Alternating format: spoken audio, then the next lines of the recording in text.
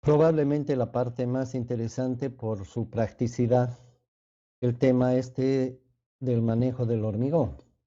Obviamente, en toda obra existe una planificación previa. Existe un presupuesto, existen los cómputos métricos, que son las cantidades de obra que se tienen que ejecutar. Existe un cronograma, es decir, un plan en relación al tiempo. Por lo tanto, se supone que el encargado de la obra, en este caso supuestamente un ingeniero, está al tanto de todo ello y tiene que preparar anticipadamente todo lo que se necesita para cada trabajo. En el caso del hormigón, obviamente, existen seguramente especificaciones que determinan cuál es la receta que se tiene que usar, es decir, cuál es la dosificación del hormigón, qué cemento se va a utilizar, qué agregados, qué tamaño máximo, qué granulometría, qué normas se tienen que cumplir, etcétera. Todas las condiciones relativas a la obra estarán descritas en las especificaciones técnicas. Entonces, no puede el ingeniero improvisar, ¿verdad? Se supone que tienen que garantizar los recursos económicos, es decir, el dinero para comprar los materiales, para pagar al personal, para adquirir o alquilar los equipos necesarios, etcétera. Todo tiene que estar planificado. Entonces, a esto le vamos a llamar la preparación o actividades preparatorias de un trabajo de hormigonado. Normalmente, si es que es hormigón armado, hay un periodo previo de aproximadamente un mes, justamente tiene relación con los 28 días, en que se preparan los encofrados, que son los moldes, ¿verdad?, de los elementos que se van a hormigonar, y también se preparan las armaduras. Entonces, cuando ya todo está listo, encofrados y armaduras, recién podemos hablar del hormigonado. Pero el hormigonado tampoco es de la noche a la mañana. Se supone que habiendo especificaciones, todas estas se tienen que cumplir. Normalmente las especificaciones para los agregados son la granulometría, el lavado en el tamiz 200, de que debe cumplir sus límites, el tamaño máximo. Entonces, se supone que hay una provisión de materiales que no solamente en cantidad y calidad deben estar asegurados con el tiempo suficiente como para que no haya retrasos en la obra, ni se esté pasando por papelones como que en medio trabajo se acabe un material, etcétera, ¿no es cierto? Esa es responsabilidad del ingeniero. Entonces, no solamente en relación a los materiales, también la mano de obra tiene que estar prevista, los equipos, las herramientas en buen estado, el combustible, todas las condiciones previas, ¿sí? Y la preparación de los materiales, obviamente está la provisión. He tratado de poner imágenes un poco de contraste en relación a lo que es lo mínimo y lo que suele ser en las obras grandes. Acá tenemos una imagen, por ejemplo, de la provisión de agregados a la izquierda, una escena muy común en nuestro medio, donde los materiales se depositan en cualquier parte, encima de la tierra, encima de la suciedad, algunas veces encima de la vegetación, no se hace una preparación previa del terreno, hay basura, acá podemos ver en el ripio se observan algunos elementos ajenos al material, algunas veces permanecen durante mucho tiempo a la intemperie en la tierra, en el polvo, a veces hay árboles cercanos, le caen hojas, etcétera, hay mucho descuido. Acá vemos, en cambio, una situación completamente diferente, donde hay espacios preparados previamente para los depósitos de los agregados. Se nota que el agregado es más uniforme, a pesar de que la foto no permite entrar en mucho detalle, pero cualquiera se da cuenta, ¿no es cierto? Tenemos separadores de los tipos de agregado. Probablemente acá está un agregado y acá está otro, parece ser a la distancia arena. Y en algunos casos, inclusive jóvenes, se pavimenta el suelo para que no se contamine el material, porque acá directamente toda la última capa ya no se sabe si es agregado o es tierra, ¿no? Entonces, fíjense, desde ahí la planificación de las obras no es solamente ir y empezar, ¿verdad? Lo mismo en los equipos, acá tenemos desde un equipo sencillo, está la mezcladora, una mezcladora común y corriente, bastante pequeña, probablemente de 200 litros, 250, y tenemos una carretilla, los baldes, es decir, todo el equipo necesario tiene que estar previsto, no es a estar improvisando y a buscar a última hora con qué se va a trabajar, ¿verdad? Todo en el número suficiente, el motor de la mezcladora tiene que trabajar, todo tiene que estar limpio y comprobado, etcétera, ¿no es cierto? En las obras serias inclusive se exige una mezcladora de repuesto o un motor de repuesto, etcétera, ¿no? Por las contingencias que pueden ocurrir en una obra. A la derecha tenemos la foto de una planta hormigonera que obviamente es un complejo mucho más este, equipado, mucho más sofisticado. Tenemos los camiones hormigoneros, los silos de almacenamiento de materiales. Probablemente podría coincidir con la foto que vimos de los agregados acá, con esta, ¿no es cierto?, para la provisión respectiva. Entonces hay diferencias bastante notables, pero en todos los casos es importante hacer las comprobaciones previas tanto de calidad como de cantidad. En cuanto al cemento, podemos comentar de que en otros países existe la clásica certificación, ¿no es cierto? La certificación no solamente de materiales, sino de equipos y de todos los implementos o accesorios que se usan en un trabajo, no solamente en las obras de construcción, sino en cualquier trabajo. La certificación es un medio para que el cliente o el usuario tenga garantizados ciertos aspectos relativos a las especificaciones. Entonces, hay productos que cumplen más o cumplen menos, hay productos que tienen mayores condiciones que otros y existen entidades, confiables, ¿verdad? En las que hacen la certificación, la comprobación de las cualidades. No es lo mismo que el mismo fabricante o el mismo productor o el mismo vendedor emita una certificación, ¿verdad? Yo, Juan Pedro, certifico que Juan Pedro es una buena persona y que es un buen producto y que hace bien su trabajo. No tiene mucho sentido que yo mismo me certifique mis cualidades, ¿verdad? Entonces, en otros países felizmente hay ese tipo de confianza, de apoyo para los trabajos. En nuestro medio, bueno, en primer lugar, las especificaciones suelen ser nominales porque no tenemos medios para hacerlas cumplir y si los tenemos ni siquiera los usamos. Por ejemplo, los laboratorios, en muchos casos en los documentos dice que se debe cumplir con esto, con lo otro, que las especificaciones tanto, hace y tanto, HO tanto, etcétera, pero en la práctica no se verifica nada, ¿no? Solamente sirve para el papel. En Bolivia, lastimosamente, no tenemos un ente privado o, aparte, digamos, confiable, ni estatal ni privado, en el cual se pueda confiar la certificación de los cementos, por ejemplo. Así que los únicos que certifican la calidad del cemento son los propios fabricantes, ¿no? De buena fe, el usuario, el consumidor compra los cementos, pero como tampoco somos los clientes exigentes, entonces no hay no hay mucha susceptibilidad en cuanto a la calidad. Es más, lo compramos y lo usamos de buena fe y creemos que el fabricante también de buena fe cumple con todo lo que debe cumplir y pasa con 50, ¿no? Como todo, porque cuando el mercado no es exigente, tampoco. Si la oferta, perdón, si la demanda no es exigente, la oferta tampoco lo es. Entonces, hay varios detalles en cuanto al cemento. En las obras muy importantes se hace ensayos de laboratorio todos los días, chequeos de calidad del cemento, a pesar de que sea certificado, a pesar de que sea comprado, etcétera. Se hacen verificaciones, igual que de cualquier otro material. Y aquí tenemos, por ejemplo, unas imágenes que nos muestran la forma de almacenar el cemento. Esta forma es totalmente incorrecta.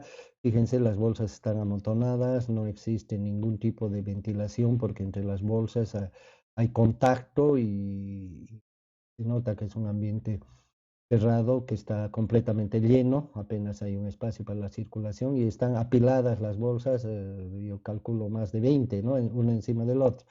Entonces esto provoca que el cemento se comprima, ¿verdad? Y en algunos casos, si es que existe algo de humedad, se van a formar grumos, lo cual no es deseable. Acá tenemos otro ejemplo de cómo se debería apilar. Uno, 2, 3, 4, 5, 6, 7, 8, 9. Tenemos nueve niveles, digamos, 9 bolsas, una encima de otra. Se puede aceptar hasta 10 siempre que que sea un ambiente bien ventilado, que no esté en contacto con nada. Fíjense que no hay contacto con el piso, no están pegadas a las paredes ni nada, entonces hay una ventilación. Lo que se tiene que evitar es la humedad.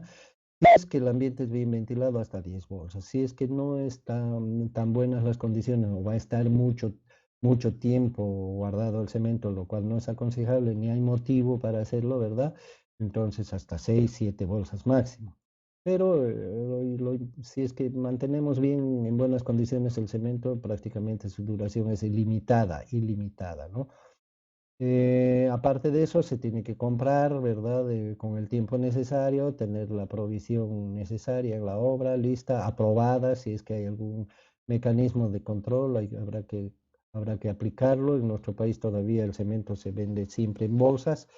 En las grandes plantas dosificadoras es un problema la bolsa, ¿no es cierto? Porque el cemento se almacena en silos, parecidos a los silos de granos que hay acá en el oriente de Bolivia, pero son silos para cemento. Fíjense que entran grandes cantidades de cemento, ¿no? Tranquilamente entran 5.000 kilos, o 5 toneladas, o digo 10 toneladas por cada silo, ¿no? Y fíjense que hay casos en que hay varios, hay plantas que producen 100 metros cúbicos por hora. Si trabajan 10 horas son 1.000 cubos, imagínense, monstruos.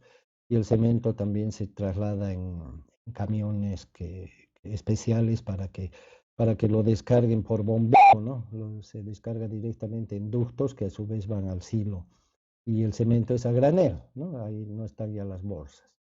El agua es otro elemento, ¿verdad? Componente del hormigón. Se tiene que verificar que el agua tenga buena calidad. Generalmente el agua de consumo humano ya está verificada, se supone, por los proveedores, de manera que no habría mayor cuidado si es que es así, pero hay que proteger el agua de la intemperie, del polvo, de las hojas, de los bichos, de que le entre materia orgánica y se descomponga.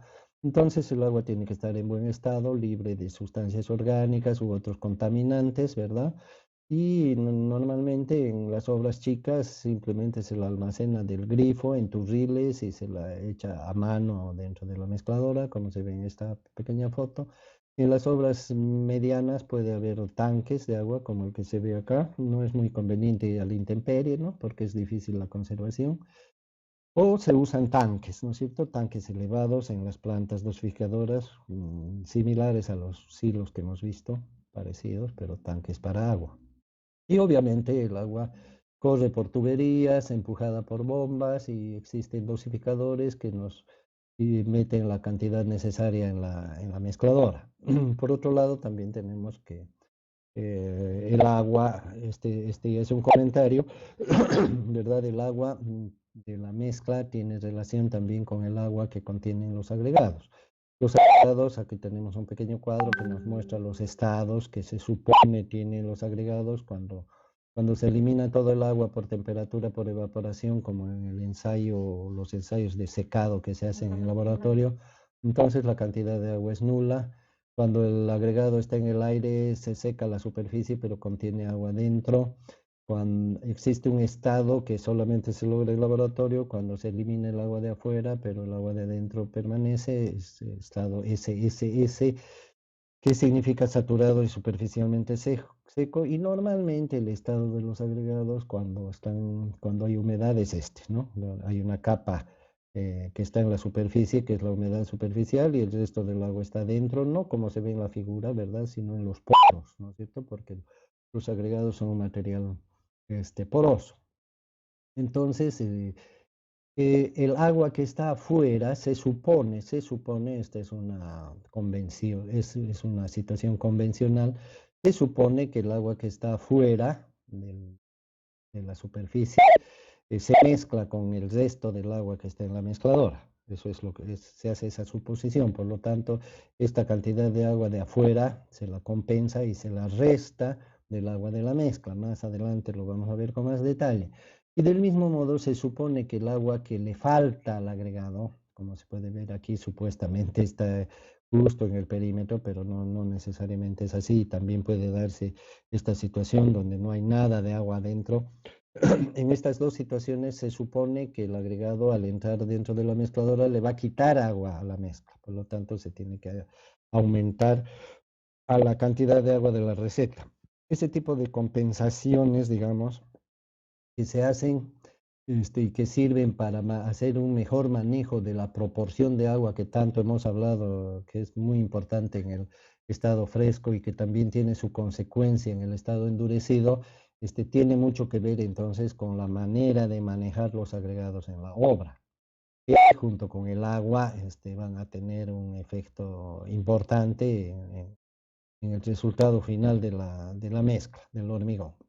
En cuanto a los agregados, probablemente, como ya lo dijimos en algún momento, es donde más podemos intervenir para asegurarnos de su buena calidad. En primera instancia, antes de empezar la obra, con mucha anticipación, ya se verifica que los agregados cumplan con la máquina de Los Ángeles, con el ensayo de desgaste, que cumplan con el contenido de arcillas, con ciertas materia orgánica, etcétera, ciertas exigencias que son generales, que en nuestro medio generalmente no se toman mucho en cuenta.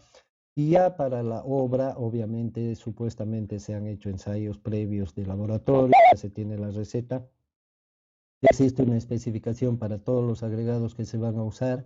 Entonces, esto de la granulometría, como ya se dijo, es una verificación permanente, constante, todos los días, algunas veces, varias veces al día, de todos los agregados que se van a usar en la obra. Lo mismo en cuanto a la limpieza, el tamiz 200, se hacen ensayos todos los días y cada porción, porque los materiales van llegando a medida que se los va usando y como bien sabemos la obra se va ejecutando poco a poco, todos los materiales que se van a utilizar en la obra son aprobados por lotes, vale decir, por porciones. Este material está aprobado y se va a usar para mañana, para el vaciado de mañana, por ejemplo. Y se supone que esa cantidad de material es suficiente para el vaciado de mañana. No tiene que ser, no es que nos falta y a última hora le ponemos cualquier material, no, ¿no? Se tiene que garantizar la cantidad y la calidad y tiene que estar aprobada. Si hubiera fiscalización en la obra, la fiscalización es la que tiene que decir si pueden usar este material o no, no se puede usar y tiene que estar atenta a que se cumplan sus disposiciones, ¿verdad? Porque de nada sirve que autorice o prohíba algo si no se va a cumplir. Entonces, en cuanto a los agregados, es la limpieza y la granulometría. Obviamente se supone que esa granulometría se encuadra en una especificación en donde está contemplado el tamaño máximo y todo lo que ya hemos visto. Y lo mismo la combinación de los agregados, la proporción de cada grupo de tamaños, como hemos llamado, de modo que la receta se cumpla. Aparte de eso, ya se hace un control de humedad, pero el control de humedad se lo tiene que hacer en el momento que se va a usar el material. De nada sirve controlar la humedad del día anterior, ¿verdad? Porque normalmente los agregados están a la intemperie por su volumen, por su cantidad, por lo tanto el control de humedad se lo hace antes de usar el material. Esto significaría antes de empezar la obra, antes de empezar el vaciado, el mismo día, media hora antes, digamos, de empezar, se hacen los ensayos rápidos que son con el secado del material en hornillas a gas generalmente, porque estamos hablando de la obra, un escenario medio rústico. Entonces se hacen los ensayos rápidamente y se corrige la receta de la dosificación inmediatamente, de acuerdo a la humedad que tenga, combinado con el agua, como lo vamos a ver en su momento, y como ya hemos hecho algún comentario previo ahora. Entonces, como la humedad es un elemento variable, durante el día puede cambiar, si hace sol se va a perder agua, si hay humedad, inclusive puede llover, una lluvia muy leve, porque si es mayor hay que suspender el trabajo. Entonces esa humedad generalmente en las obras importantes se hace durante todo el trabajo, ¿no? Varias veces al día, por lo menos dos, una en la mañana, otra en la tarde, etcétera. Entonces, ese es el trabajo rutinario de control de humedades y de la calidad de los agregados. Y por supuesto, la disponibilidad tiene que estar en la obra, como se ve aquí, vemos el manejo manual de los agregados, donde está amontonado el agregado, se carga con palas, en baldes generalmente con los que se introduce dentro de la mezcladora para producir el hormigón y en estos otros casos aquí tenemos una planta pequeñita de dosificadora donde el operador tiene una pequeña grúa, un brazo que además tiene una pequeña cuchara adelante, entonces arrastra el material y lo metes dentro de una tolva que llega a la mezcladora, ¿no? Y obviamente esta división tiene otra más allá, seguramente atrás de la foto que no se ve, donde está la arena. En el peor de los casos sería ripio y arena, nada más, ¿no es cierto? Entonces, de esa manera se maneja el hormigón en la obra según la dimensión de la misma. En el caso de las plantas hormigoneras muy grandes, fíjense, existen unas tolvas como estas que se ve en la imagen izquierda. Y estas tolvas, a su vez, están conectadas con una balanza, o sea que todo el material que está ahí adentro marca un peso. Y entonces estas tolvas tienen unas compuertas abajo, unas compuertas que dejan caer el material hasta que se completa un peso determinado. O sea que está regulada la tolva para que tenga un peso. Generalmente son dos hileras de tolvas, ¿no? Una arriba donde se descarga el material, el operador de una pala cargadora simplemente alimenta las tolvas y esas tolvas descargan a su vez en otras que son verdaderas balanzas. Entonces cae el material hasta que se completa el peso, que ya está previsto, ya está marcado, señalado previamente, e inmediatamente se cierran las compuertas, por lo tanto tienen una cantidad de material exacta. Y esa cantidad de material es la que entra ya en las correas transportadoras que llevan el material hasta la mezcladora. A la derecha vemos un sistema de alimentación de agregados más complejo, más moderno, de una planta más grande, me imagino, y de una obra importante o para obras importantes, donde vemos varias tolvas, ¿no es cierto? Y cada tolva es para un tipo de material, o sea, esto es para los casos en que hay varios grupos de tamaños, agregado 1, agregado 2, agregado 3, agregado 4, ¿no? Y cada uno tiene su propio pesaje y estos se abren y se descargan sobre una cinta transportadora única, como se ve acá, grande. Y esta cinta transportadora que va colectando el material de cada uno de los tipos en la proporción adecuada, lleva el material y lo deja en la mezcladora, que se ve que está muy lejos, lo deja en la mezcladora, de modo que ahí sí recién se juntan todos los materiales para formar la granulometría combinada que está aprobada para el proceso. Entonces eso sería en cuanto a la preparación previa de los materiales. Si hay aditivos, también tienen que estar listos.